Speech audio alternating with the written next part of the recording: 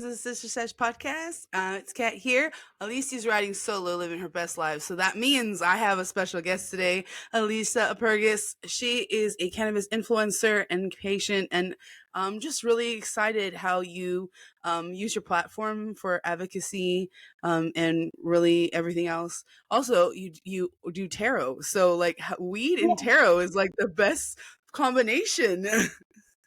I'm literally living my best life right now. I just every day I'm just like, this is my life, crazy, yes, and I'm living it.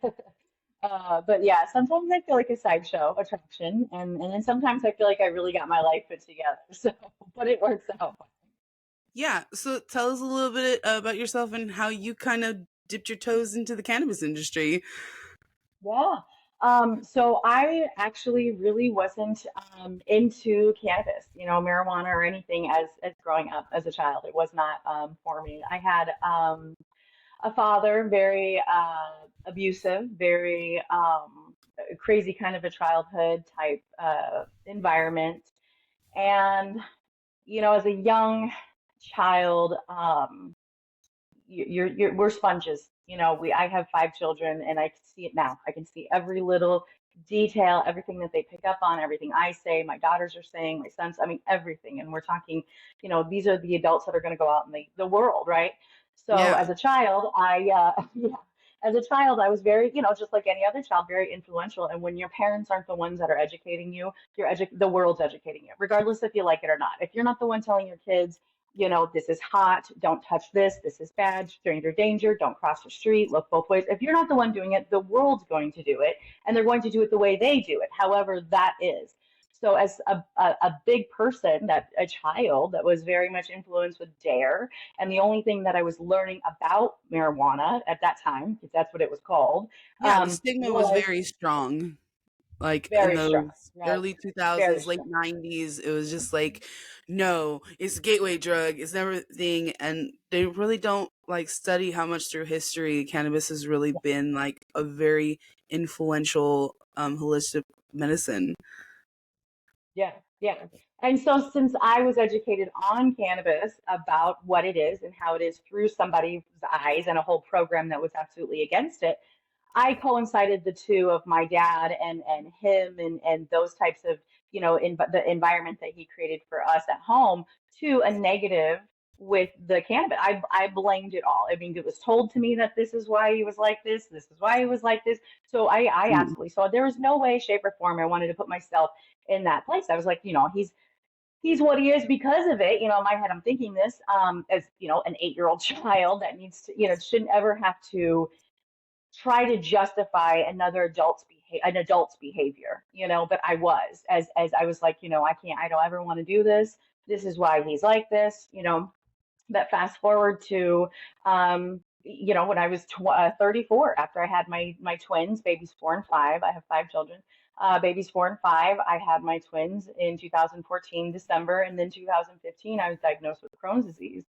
And that also just 2 years, I think, before became one of the qualifying conditions for Arizona to get your medical marijuana card. Not that I needed it. I mean, it's everywhere. Everyone was, having it. But for me, I needed to understand what I was doing. At this point, for years prior, my entire Yeah. childhood, adulthood, teenagehood, I still had associated. I'd never done my own research. I still Yeah. Your due put, diligence. Yeah. When yeah, it I comes put to it. cannabis still in the box. I still just left it there. And it wasn't until my diagnosis and some very amazing people that I would never ever suspect were cannabis users, said, just try pot, dude, just try pot for your stomach ache. Just try pot. And I'm like, really? Like, that's not going to make all this worse. Like really, in my head. And this is Yeah. not that long ago, this is only Yeah. I like seven or remember. 8 years ago. It's really not that long ago. And Because and I around and that I just time think that too, sorry, around that time no, too, like when I was like 19, 20, and just became legalized in California and recreationally. So everyone's like, just use pot and everything. And I'm yeah, like, well, yeah, I have me and Mary Jane have a weird relationship because I come from, yes, an addict in the home and like living in gang lifestyle and the fast life, and like that's how my sister and I were raised in those senses. So when it came to like treating my mental illness, I literally had a therapist, like a psychologist. She's like, okay, I've tried everything in the book. I've tried everything in the book. Have you tried cannabis? And I was like, no, no, no, no. You know my history. I've been a previous addict. Like, you just know. And she's like, no, just let's just go with it.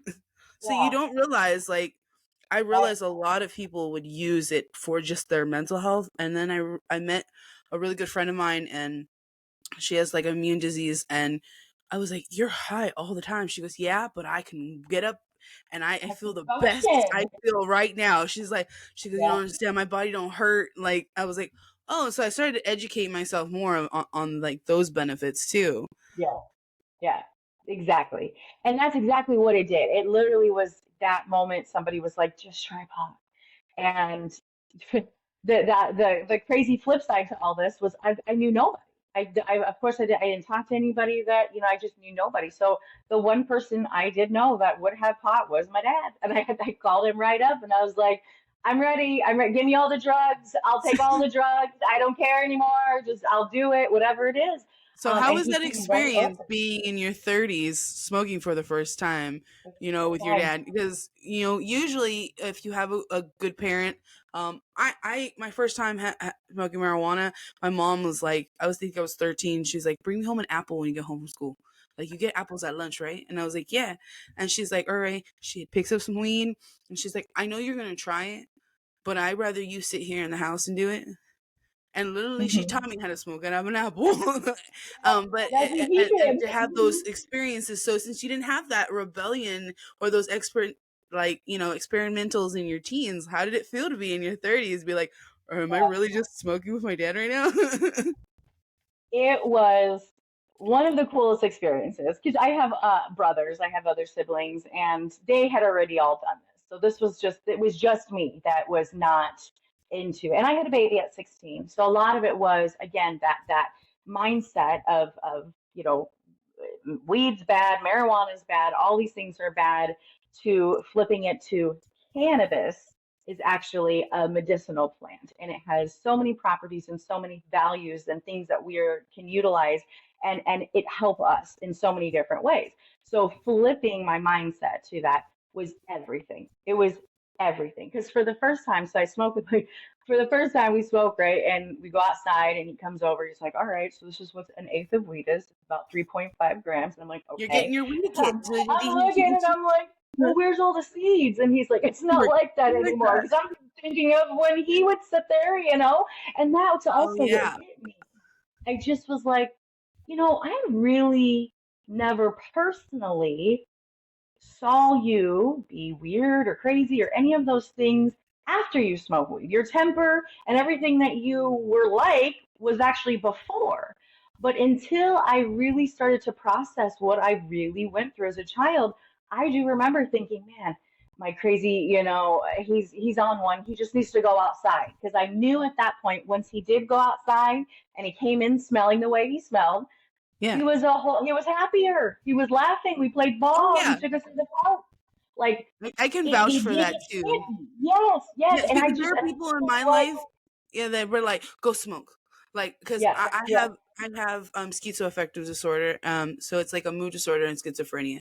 So sometimes dealing with I have very small children, ages 2 and 5. So sometimes when I have those auditory hallucinations and I have kids running around and I have everyone be like, "Oh," because like, you're a mom, you run your household, the day to day, right? Everyone's like yeah, looking at you. You hold a full-time job as well, so it's like, oh my goodness, I literally have people in my life like, you know what? I'll take the kids. Go have your yeah, 5 minutes. Go smoke. Like I have my husband be like, go smoke. And he used to have a really negative connotation when it came to marijuana. And when I switched it to cannabis, and he was like, well, the way I consume and the way he does is so different. He was like, I don't like to smoke. I don't feel the thing. And I was like, that's so funny. oh, we can introduce you to edibles. And he was like, okay. And I remember the first time he took one, he was just like, you gonna do this with me? Like, it was a weird peer pressure moment. And I was like, you don't Yeah, have to. he goes, I just want to see how it feels mentally. Like you say, it calms me down. And I've seen such a change in him. And we're very like mindful of our consumption. So like if he takes his edible, like then I'm like, all right, cool. I got home from work. I'm not gonna consume until later on when the kids are to bed, because we Sure. try to be more mindful in our parenting in that case. And like I've had people ask me too, you're like, kids even know you smoke? And I go, no. I do it in the late hours. I'll go to the bathroom, or I'll just, come in my room for 5 minutes. Um, and I just try to be very mindful of that, because in a way, when we're parents, it's like, yes, mom knows I smoke, but I'm not going to condone it until you can, because the science, Right. you have to Right. Mhm. really figure out what's best for them. And experimenting, every kid's going to do it. And I've Right. had those conversations with my husband. He's like, what are you going to do in the day that I was like, I probably do the same approach my mom did. You're gonna try it anyways. I might as well just educate you in the process of it and be like, Yeah. so do you have those open conversations with your children? Yeah. Yeah. Daily, all the time. Like I said, I went through that period of understanding that, and because my oldest is 24, so there was a lot of moments and missed opportunities where, like I said, the world did the educating, because I just was like, she's too young. If I don't tell her about it, she's never, in my head, we're protecting our children, right? We're protecting Oh them, or we're yeah, trying to. But it was better, and I realized it better to protect her by educating her that this is the same as the ibuprofen that's in the same medicine cabinet. It is the same medicine. I go to one pharmacy to pick up those prescriptions, and I go to the other pharmacy to pick up those prescriptions. Like, I wanted it because I didn't want Stephanie's older brother Jeremy to be like, "Oh, I know why your mom smells like I smell," and like yeah, I didn't want somebody else's older sibling telling my kid why I smell like the stuff that he's selling. Like, yeah, I just did not need her to be like, I already got this. Like, I already know. Like, that's probably one of the most gut wrenching thing, to be like, I know you smoke weed. I know. And that's exactly what happened. Is I waited way too long. I thought my kids didn't understand or knew, and they all did. Um, and I took my daughter, my oldest, to lunch one day, and I was like, all right. So so back to what you were saying, smoking at 34 and as a mother of five, it was one of the best reliefs I had ever gotten, and then one of the biggest guilt trips I had ever gotten. oh yeah. I And can understand that. I just, like I said, it just hit me, and I was like, I am here, like I'm here, and I don't know, so do I just become, how do I do this? And I was really, really, really apt to finding out exactly what damage. I wanted to know what damage I was doing, because I felt like if I could just calculate, because of course, back to my prior education, which was DARE, Yeah, all these things, brain cells die. I wanted to know how many brain cells I was going to die, how long I'm going to live if I do, like any of those things. I really needed to just see the numbers. And when you start looking and going down that rabbit hole of cannabis and everything, and of course, I'm ready to see children and alcohol fetal syndrome children in the same way I'm looking up how the risks are of cannabis and pregnancies and all these different things. And you don't see that. You don't see that. You see children like Charlotte Figge. You see stories of how these children and these people have been healing themselves for years from seizures, from epilepsy, from all these different things. And you're just like, okay, so go further down and you realize you have an entire organic infrastructure, the endocannabinoid system, that utilizes the outside phytocannabinoids that this plant makes to supplement the endogenous ones that we create. We create cannabis, we create cannabinoids, and we have receptors that utilizes this.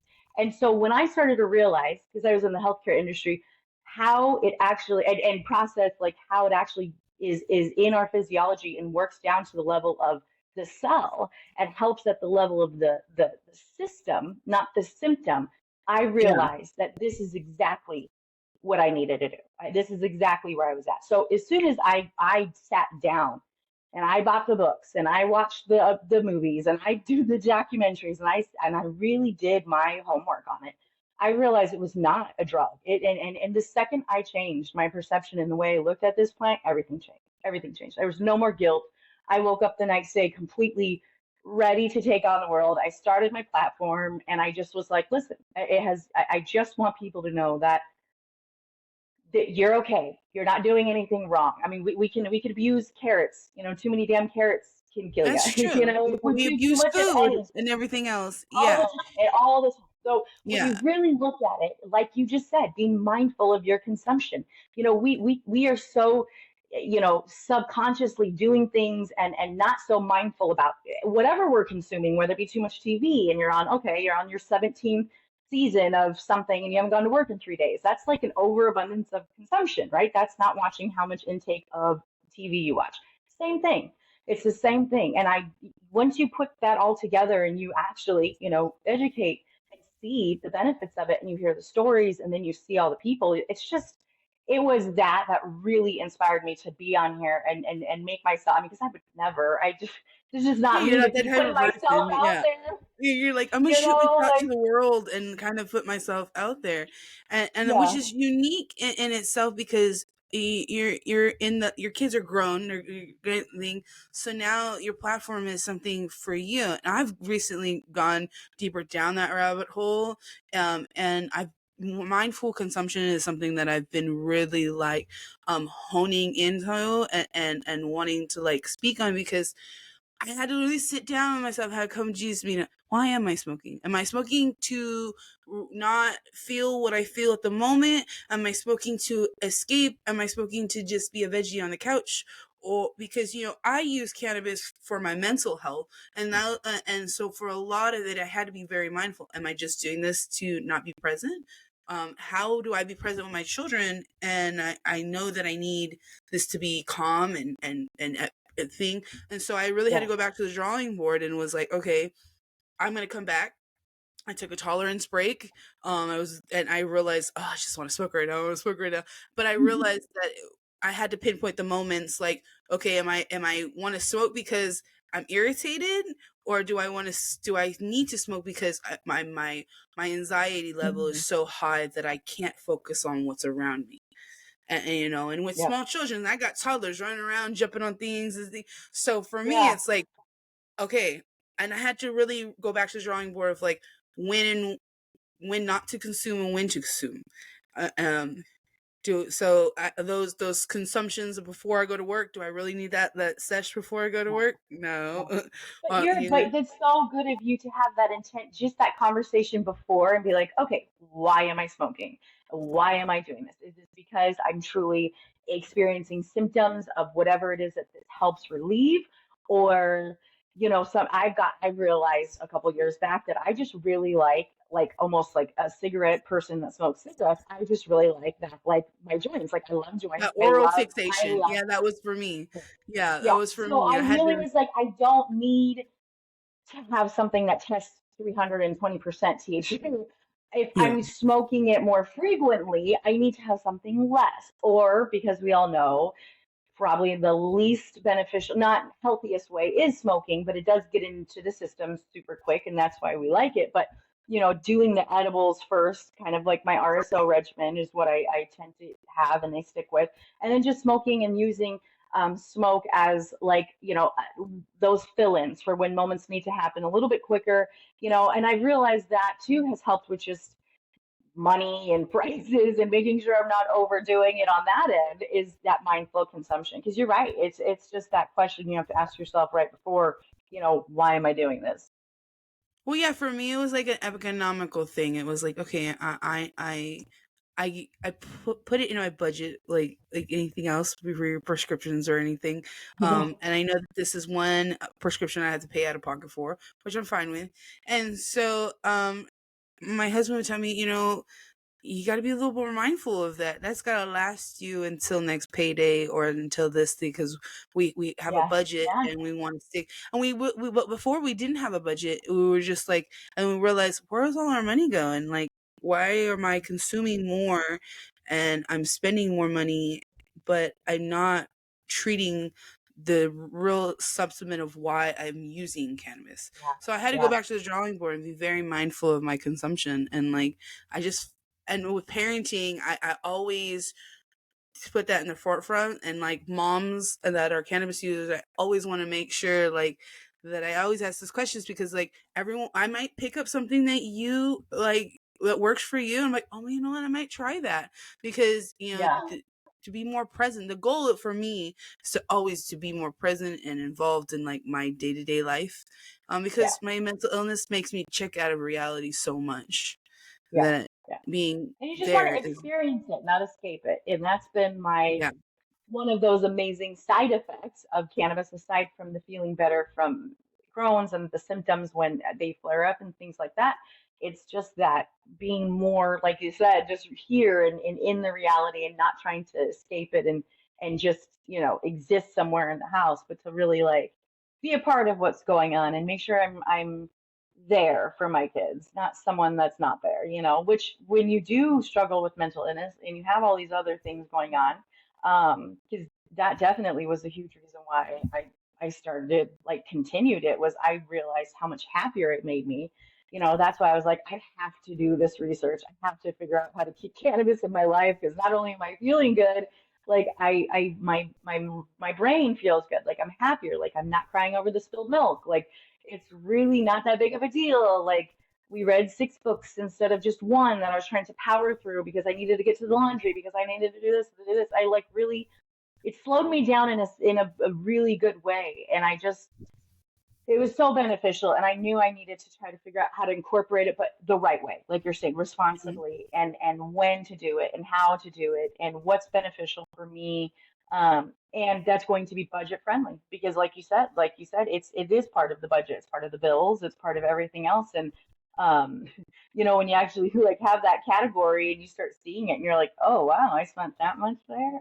Okay, and you really gotta Yeah, like dial it back. Yeah, yeah, but for me, I rather go to the clinic and know what I'm getting and know that it's cultivated in the most loving way possible than to go get it from Slim Jim on the corner. I don't know yep, what it's been. I don't know how many hands it's been in, um and for me, for my perception of marijuana had always been, Slim Jim clinic, the joints my uncles would hide in the awning of the thing, and like I'm like, because I grew up around it, and it was very like not stigmatized, but it was like do as I say, not as I do, and that was like all bad.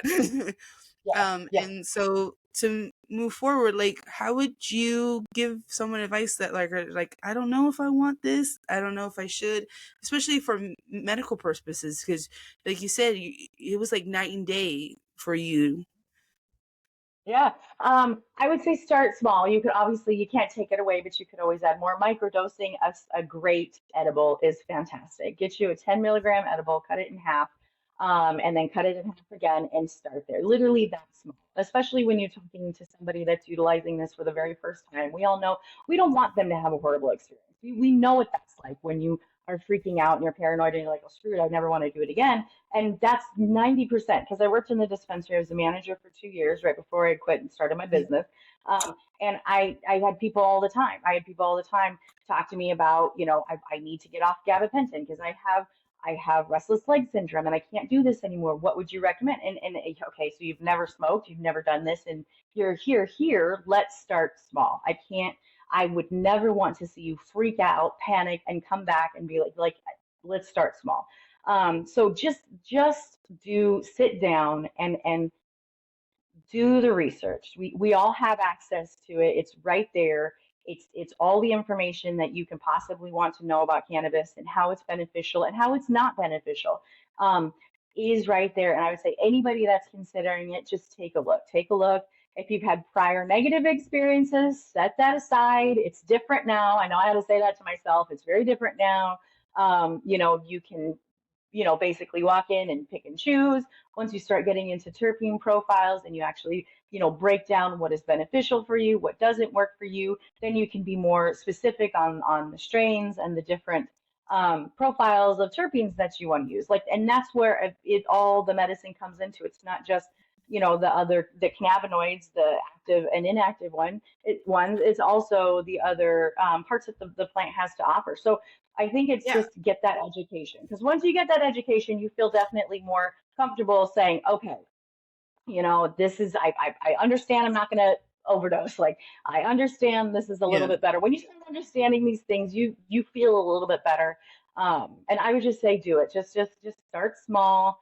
Go home when you're ready to Netflix and chill. You got nowhere else to go. This is what I would tell every patient that would walk in. You got nowhere else to go. You're just ready to vibe, and if you're trying, that's when you would do it. Give it about an hour for it all to kick in, and that will be, pretty much your peak of like an edible, say, Yeah. of what you could feel. And then from there, you should come down. You shouldn't get any higher than that usually, about that hour mark. And then from there, you come down. So if you're trying to use it for sleep, you have a catabolic build up and then a breakdown that happens when we consume anything, coffee, anything like this, that has a stimulating effect.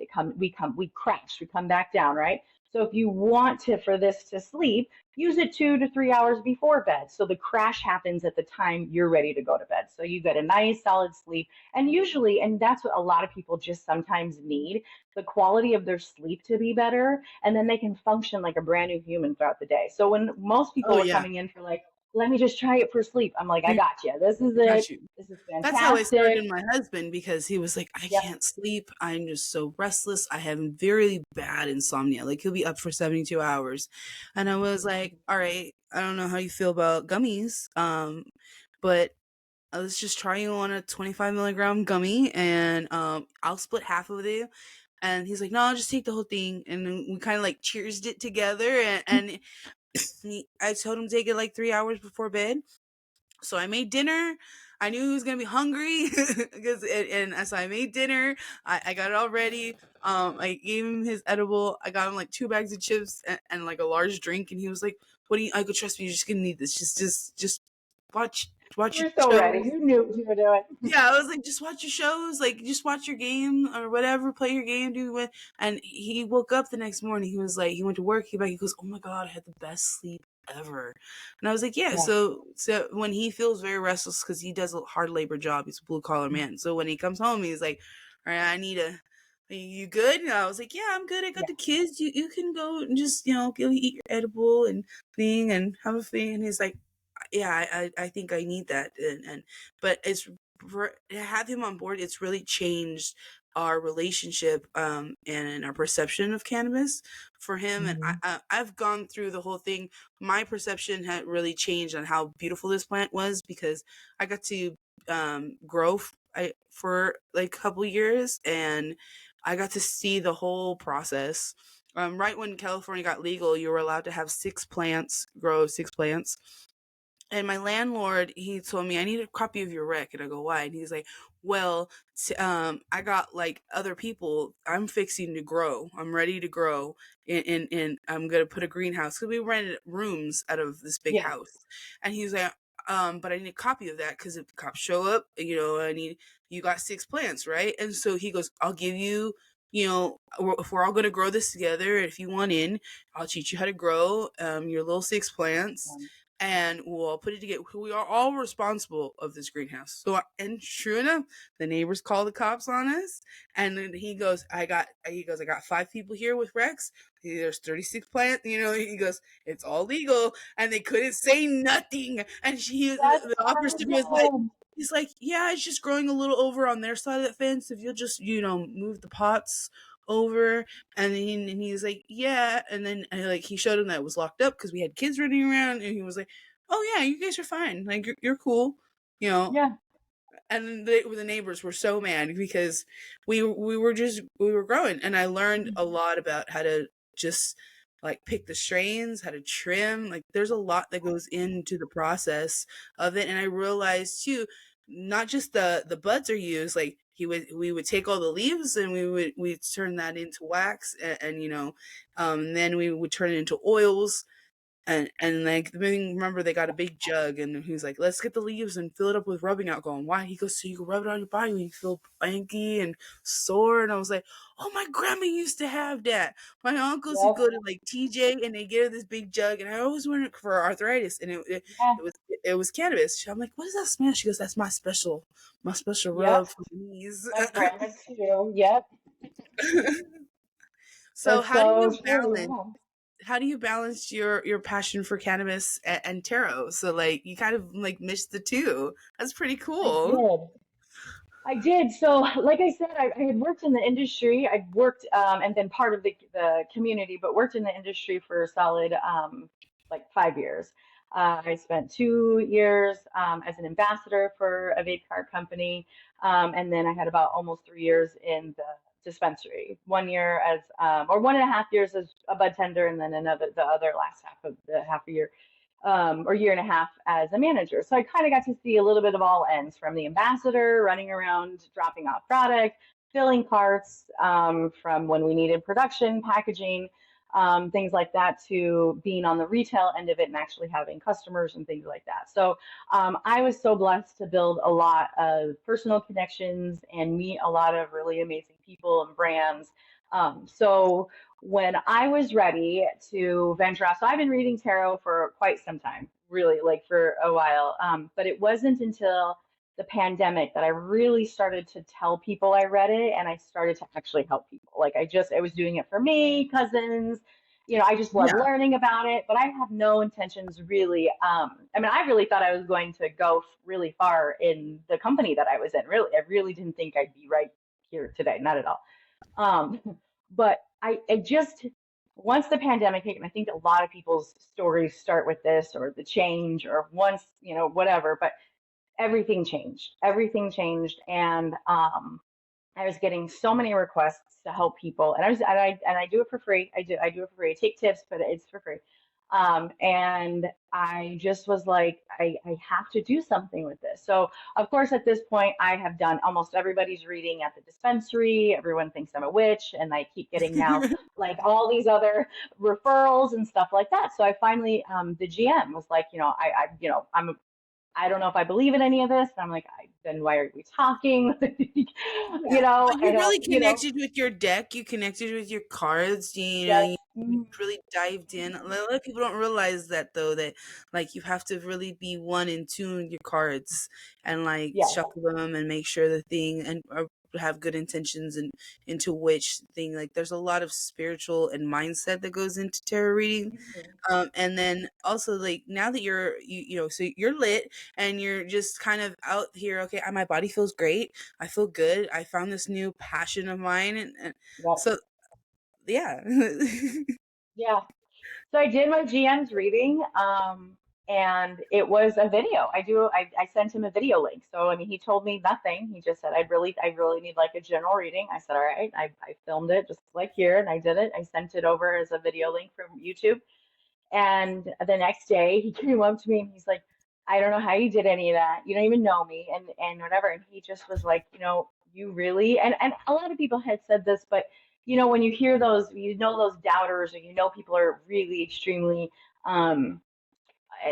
questioning everything that you're doing, it really makes it, validate in a sense, not that it was necessary, but validate what you're doing. So when he said, you know, I don't know why you're not like, you don't quit and do this like before, full time.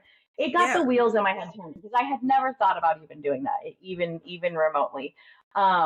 Because I just was like, you know what, this is just fun, and I have kids, and I need to pay bills, and I need to have a regular, income, and what I make and what I would charge, all that probably wouldn't add up to anything that I can support yeah. the You just family were on. like, I So just do this on the side. I want yeah, something to be steady. But I love that when you can turn your hobbies and passions into a side hustle, like into a yeah. hustle. I'm all about a hustle. And really like, so when do you partake before your readings? Does that enhance like your experience when you read? So at this point with cannabis, I'm an all day, every day smoker. Like it's just, Same, I can't, same. yeah. So if I do prior, maybe, but like usually, like when I show up to events, I am so busy. Like the last event I was at was all alcohol. There was absolutely no, so there's no way I could have even before, hit my vape men, but maybe a little bit. It's not. It's definitely me. I used to think that maybe that was part of it, but it's not, because I do it all the time. I can do it. I just, yeah, it is More like you in said. tune. You're very in tune Mhm. now, so you're just like, all right. So Uh, it doesn't, yeah, yeah. And when you've done hundreds, I mean, I've been to, just this last week, I've had 4 Halloween events, and I mean, I probably did 100 people at least between oh, those this is four the events. time of year to make you some money. Yeah. Right on. Uh-huh. You've been a busy woman. Very, very busy. It's my spooky season, is what I keep calling it.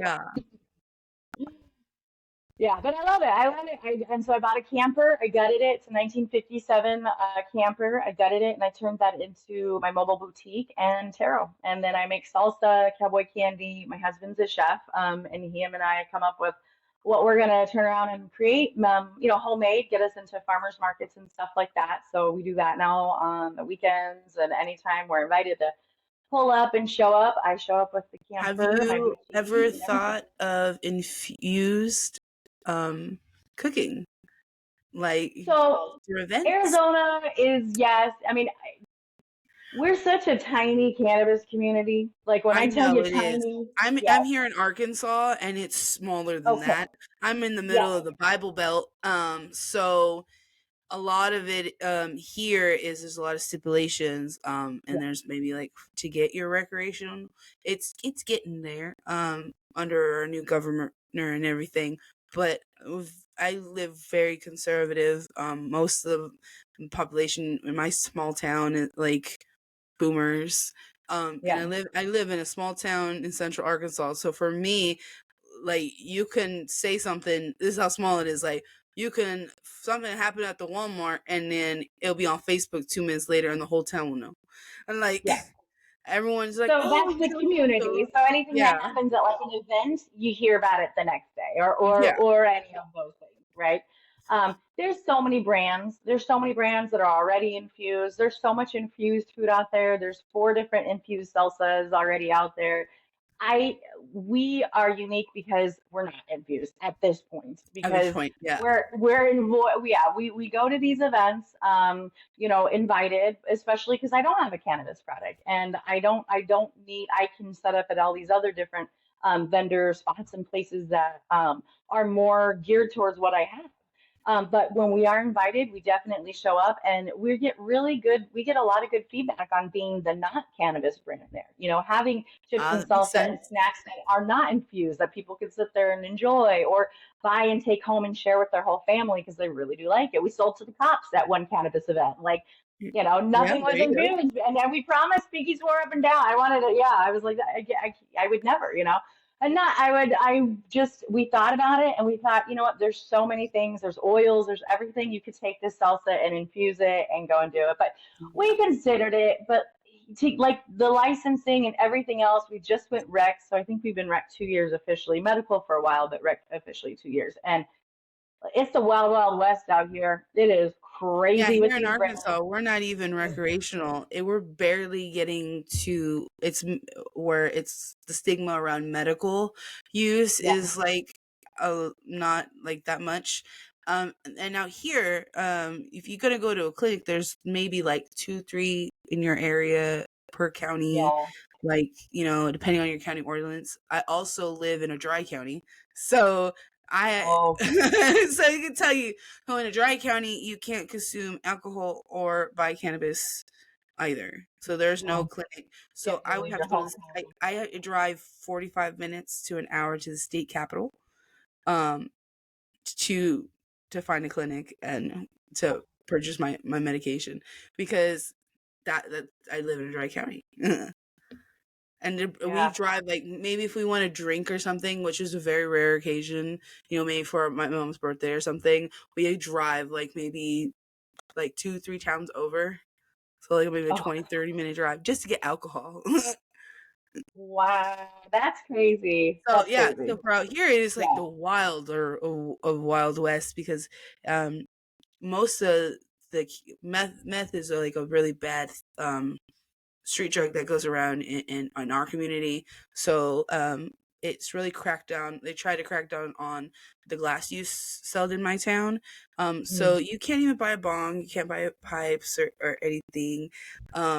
What's available because they felt like, okay, if we take away the glass products, then they can't consume They feel safe. methamphetamines. Yeah. But then what about my cannabis patients who like that's the way they consume, and Delta 8 and Delta 9, those have become a little more accessible, but the laws have changed. So you can't sell them Yeah. anymore. You can't think. And for me, for a long time, the Delta 9s, the Delta 8 was like the only way if I needed to go get my medication, and I know that I couldn't make the drive that hour to the clinic, it was like, okay, I can go to my local tobacco shop and get some Delta 8 and Delta 9 just to get me through Get the week through, to yeah. get me to the clinic. Hmm. And then it was like, no, now they're like, no, we don't sell them no more. And then we have one tobacco shop in town that is allowed to sell them.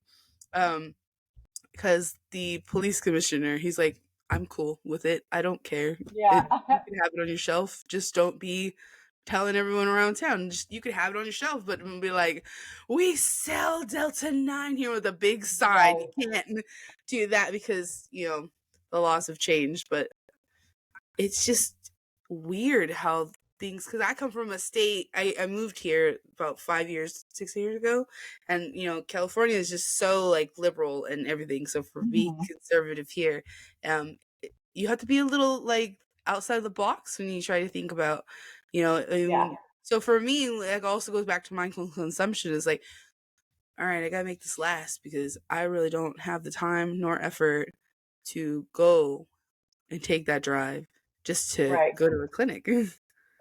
That's very true.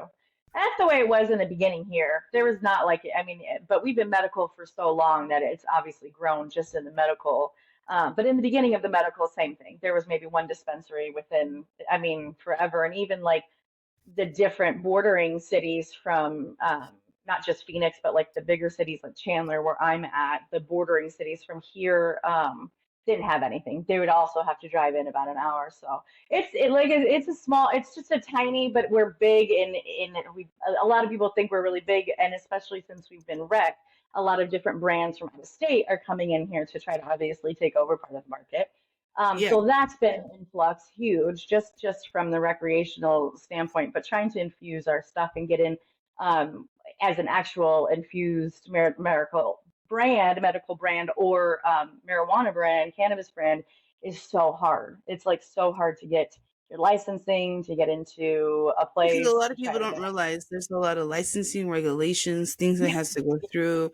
I did I think I answered a Craigslist ad like wow in like 2015, and I was like, all right, I got out of a really bad relationship. I was like, I'm just gonna Kansas ad, and it was to trim for like a good for trimming yeah. season up in Northern California. So I was like, all right, I'm gonna take this Greyhound. I don't know where I'm going. This guy named Fred is gonna pick me and like four other people up at the bus station. Like, That's it an was experience. That's a the great story. Don't dreadful ever forget it. It already sounds great. Yes, and I learned so much living on the farm.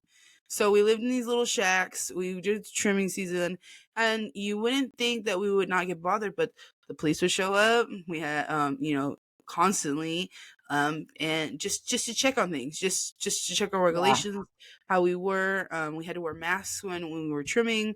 We couldn't have so many plants at that time, like because it was all new, and it was when everyone was getting their like licensing, and back then it was like, all right, we're California was like, we're gonna bring cannabis to the state, we're gonna go all in, and the farming just all everything when they would come, they would just like let me check all your stuff, let me check where we live, let me check.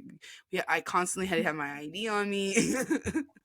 And I'm 19, so I don't know. I'm thinking this is a cool job. I'm gonna walk away with a big lump sum of cash because that was what it was for the trimming season. I'd get paid my little weekly stipend of what I got paid, and then at the end of the season, depending on how much we did, we get a bonus, and it was really nice. So for a 19-year-old walk away, but I realized, oh my god, there was a lot. So then Yeah. there was a lot that went into it, and we would trim maybe for like 9 to 12 hours a day, and you're sitting there just and you It's have a to be mindful lot. that the It's so tedious. it is tedious. It's so tedious. Even now, like, because back then they didn't have like the all of the equipment that they have now, where they're like, Yeah. okay, Yeah. we kind of this thing. It was literally like, okay, we're gonna take our plants that we've been growing in our college dorm room, and we're gonna just blow up to scale and put it on a farm. And so a lot of people didn't realize, like, there was a lot of things that had to go into those moving parts. So all the powder and the dust, all the keef that would come off your fingers, you're not realizing when you're rubbing your nose, you're like, oh. Like, it was just All over the place. all up in you. And that's why we had to It's wear masks sticky and gloves. everywhere. Yeah. Yeah. And your hands would hurt too because these little trimmers and you go around the plant Yeah. and thing, but every part of that plant was used when we were trimming. So even Yep. the F trims, they would tell them, okay, put them in a bag, put it in a trash bag. We're going to use these because they'll make butter out of them. All the leftover Yep. trims, they make butter out of them, they sell it and everything. I was like, okay. And it was the greatest experience for me to learn how cat butter was made. I was like, what do you mean you can Isn't make that butter? amazing? Yeah, they're Yeah. like, "What do you mean you make butter?" Because I'm at that point, I only knew at a young age, like the only way you consume is by smoking. Yes. So Yes. having something infused, Right. I was like, "Oh, they're like, yeah. If you come back to the house, we'll show it. We'll make the butter." So they made the butter already, and they showed me how they made the butter. And we had cookies. We had chocolate chip cookies. I was like, "Oh." She's like, "Don't eat all the cookies. You only get one. Like you only need one." And you need to hear that warning, people. Just one. It really is just Just, one. When someone says just one, one. just do one. Yeah. Yeah, because Yeah. I've made the mistake where the first time I got to go to a clinic, I went with one of my friends, and she had gone before, and it was my first time I got my rec. She went to go renew her rec, and she's like, the guy's like, "Oh, you want to get yours?" And I was like, "Oh, do I qualify?" So he's like, "Yeah, you qualify." And so we went, and then she took me to the clinic right afterwards, and I was like a kid in a candy store, but I was also nervous. I kept my hands in my pocket, like, do I touch things? Do I not do? Like, I was so scared. and she just walks in there and she's like, "Here's my rec, here's my ID. I want this, that." I was like, "Huh?" And so it was a really jarring experience. I'm like, I will try an edible. So and then back then you spin the wheel, you get a free thing. So I Yeah. got me, I bought what my medication, I got me thing, and I won a bag of pot chips. Oh, holy Ooh. yes. But they were hot Cheetos. So I was already consumed. I had the munchies. I wasn't paying attention. I was like, oh, hot Cheetos. I forgot that they were infused. So I sat there. I was so hot. I literally called off work. I was like, I can't come in today. I can't even get on the bus. I'm sick. Edibles, man. Because I wasn't mindful of that. And it was like, oh, it was my first experience with edibles, and it was like, yeah, a little goes a long way. A little goes a long way because you don't Yep. realize, I'm like, well, how do you? And everyone's different in their body, the way they break it down and everything. So I'm like Yes. thinking, okay, nothing's hit me. I'm gonna eat more because it's been an Mhm. hour, and then an hour, 30 minutes later, I shouldn't have eaten that second half. I'm starting to feel it, and that means in 30 minutes I'm gonna feel this way. Yep. That's so scary. When you start to feel it, and you're like, "Oh shit, I didn't feel it 10 minutes ago, so I ate that other that other one," and Yeah, now my husband told me, he's like, I done fucked up. I go, why? He goes, I ate two of them, and he told me only eat one of them. He's like, I'm gonna go to bed. It was like 5 o'clock in the afternoon. He's like, he slept, and then he woke up at like 2 o'clock in the morning. He's like, I'm hungry. I was like, you can go make yourself some cereal. Like, that's that. Like you've lost a whole part of your life edible when you do that. When you're like, "Oh man, there went the whole day," because you just yeah, like, yeah, when you do that. But that's it that all learning, and I think that's that's that trial learning and that we error. I all. really feel like that when Yeah. you with oils and stuff like that, it's just really trial and error. Yeah, Yeah. because you don't Yeah. know at that point. For me, I'm like, okay, I can roll a blunt. One blunt would be fine. Or like, I know that like can consume. I was like, I roll. I cut my blunts in half. If I want to be consumption of it, I'm like, all right, I'll just Yeah. roll two little joints, and that's what Little makes joy. the blunt. And there you go. I go Yeah. have one for later and one for Yeah. now. This is my now blunt. This is my later blunt. Like 3 hours from now. And it's already Yes. rolled and already ready. So I roll them both at the same time because I'm like, all right, I can Smart. sit. It's like meal prepping, you know. It's Pretty so much much. you're better when Especially, you are prepared. yeah, especially because I put everything in a lockbox and it's in my Yeah. closet. My kids can't do anything, so I have all my sesh box and everything. And I was like, all right, I'm just gonna go dip in my box real quick. I'll be right back. I'm gonna go Yeah. for a walk. Yeah. I'm gonna go for a walk real quick.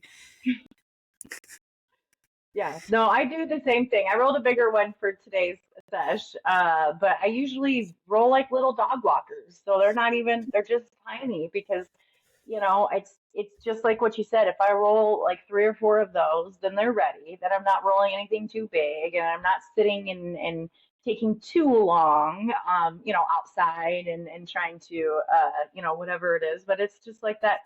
Um, being prepared and mindful of exactly what you were saying, the amount, the consumption, and if you're prepared, like you're doing that, yeah. I just get the little joints and I make little babies and they're Yeah, perfect. They're perfect. It's like the little sample ones they hand you at the the events and stuff. They're COVID. perfect size. They work great. Yes, they're just perfect for that. Yeah.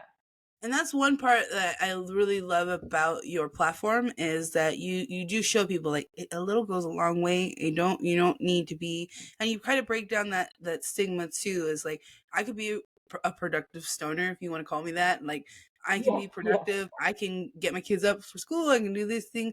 Like you don't realize I feel like $1,000,000, but when I'm sober, Million. I feel like shit. And Yeah. I love how you put that across. You're like, you know what? We're all moms need a mom break. This is what I call Yes. my mom break, and I love how you've used your platform for that. I appreciate that. Thank you. Thank you. It's always been my goal is just to make people more comfortable about however they choose to feel better. Mine in particular was the final understanding of the plant, and understanding what it was and how it could be beneficial. That really changed my life on, not just, making yourself feel better with cannabis, but whatever. There's stigmas around all kinds of different things. People take medication and they, there's all different things. So just feel good, feel better. Nobody knows what we're doing. None of us do. So we're all just trying to do it and be kind of happy and supportive with each other doing it. I think it's the best way to do it. So, can you share with us any upcoming projects or events that you're excited for? Oh, yes. So let's see. I just recently finished up, obviously, Halloween's tonight. I have the kiddos, so I'm not doing anything tonight. Um, I have our 1 year anniversary for where my retail space actually is at. So I have my camper and then I have a retail space for my boutique. So between the two like locations, I move all my inventory and keep it moving. Farmers markets. So any of those, but my website pretty much has my schedule where you can find me, come get your cards read. So, The where can we Clarion find you? Hotel is amazing. What's that? Where can we find you? Like, I want everyone to be you. Your events are like I've seen on social media, that just the amount of crowds that just gather. Like they're like, yeah, I'm down for it. I'm down for Yes. it. So I'm not going to be reading tarot at tomorrow's event. There's this $1,000,000 Mongol event, the cannabis big kind of gold dress up thing tomorrow. So I'm excited to be a regular person tomorrow. So I guess my next event would be at, oh my gosh, I have no idea. I know I have one coming up this weekend because I can't take my kids to their baseball game. I think that's the hardest part is every weekend is still something going on with whatever, whether it's a farmer's market business.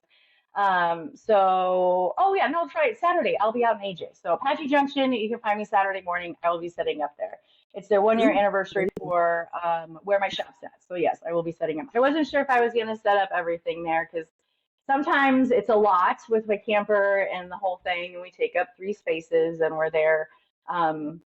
So it's that pick and choose which ones are more beneficial at this point. So that was one that I was definitely going to do. So our 1 year anniversary, I'm inside a space, so it's like a booth thing. So Oh, that's I'm great. excited. I Yeah. live in like the farm flea market capital of the state. So there's like Yeah. flea markets forever. Everyone rents booths Yeah. and that's kind of how some people take care of their living. But it's been really insightful. So thank you so much for joining the session with me today. Thank If you you. want to find Alicia, it's at moms that Jane on Yep. Instagram, and it was just a lovely conversation, and I really enjoy that you taking the time out and just vibing and just having a session with me today. Thank you, Kim. I really do appreciate you so much. And I'm so thankful to find the community and people like you that do this and give us, the opportunity to keep sharing our stories because that's how people do feel more comfortable and do find, us like-minded people to share and learn from. So thank you very, very much for having me. Thank you. How does that?